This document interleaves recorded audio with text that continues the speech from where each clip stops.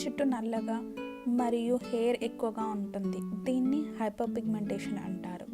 ఇది ఎందుకు వస్తుంది అంటే హార్మోన్ ఇంబ్యాలెన్స్ వలన హెయిర్ గ్రోత్ ఎక్కువగా ఉంటుంది, ఇంకా నల్లగా అవుతుంది.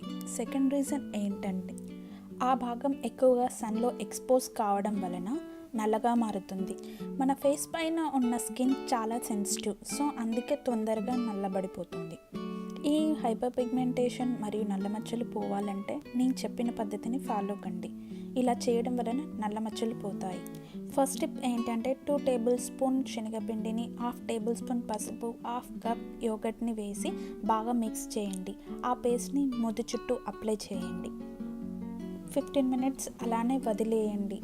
ఆ తర్వాత దాన్ని 2 మినిట్స్ స్క్రబ్ చేసి వామ్ వాటర్తో వాష్ చేసుకోండి.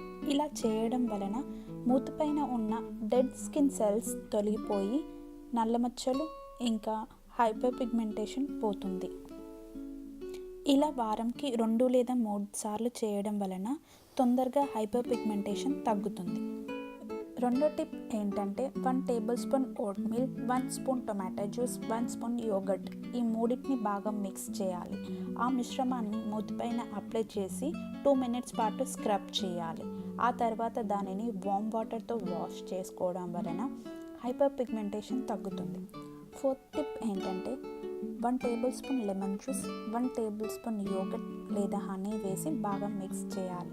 ఆ మిశ్రమాన్ని మూతి చుట్టూ అప్లై చేసి ఒక 15 నిమిషాల పాటు ఆరనివ్వాలి. ఆ తర్వాత వామ్ వాటర్తో వాష్ చేసుకోవడం వలన హైపర్ పిగ్మెంటేషన్ పోతుంది.